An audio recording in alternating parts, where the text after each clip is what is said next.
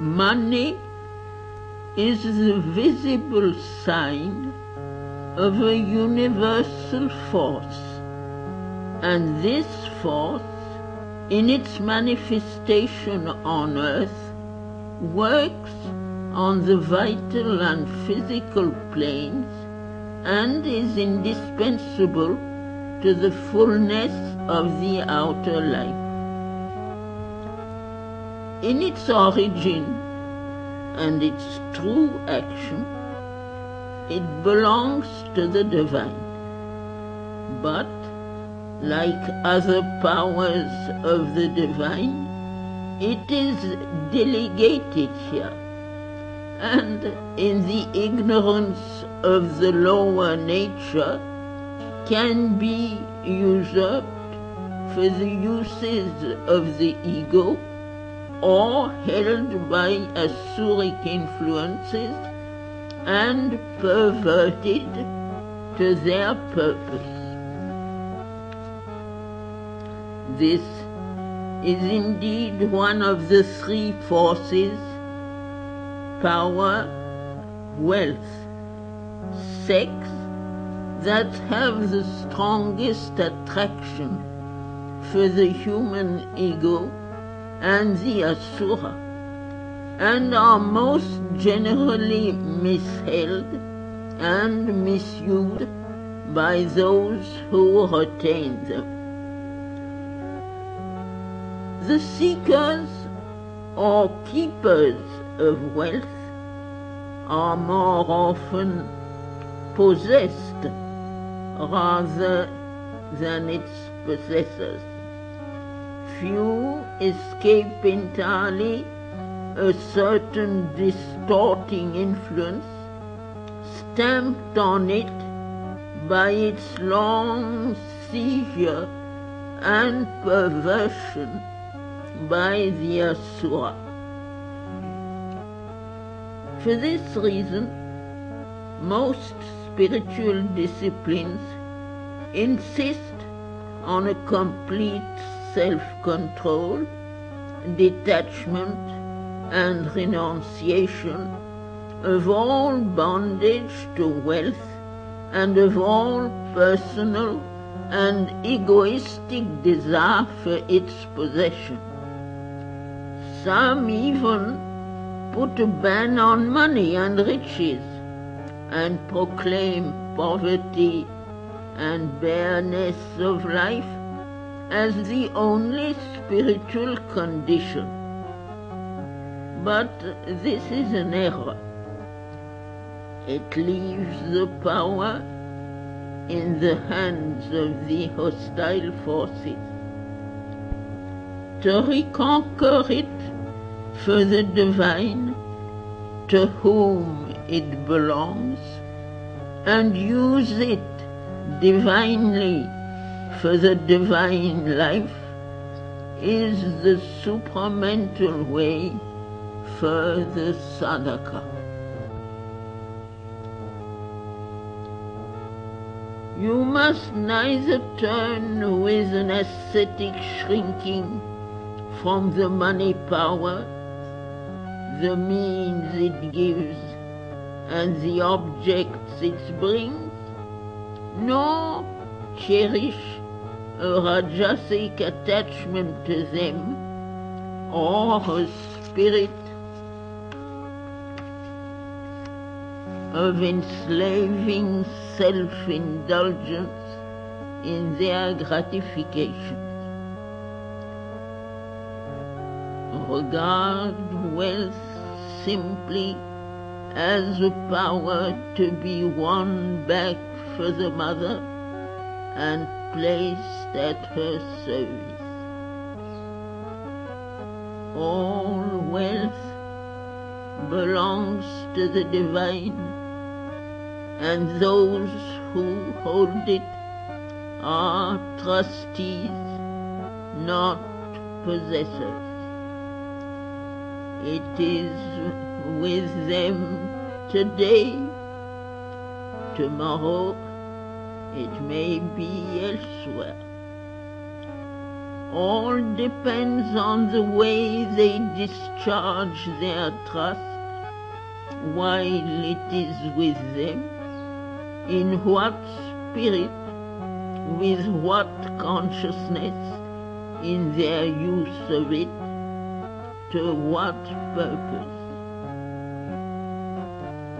In your personal use of money, look on all you have or get or bring as the mother's. Make no demand, but accept what you receive from her and use it for the purposes for which it is given to you. Be entirely selfless, entirely scrupulous, exact, careful in detail, a good trustee. Always consider that it is her possessions and not your own that you are handling. On the other hand, what you receive for her, lay religiously before her. Turn nothing to your own or anybody else's purpose.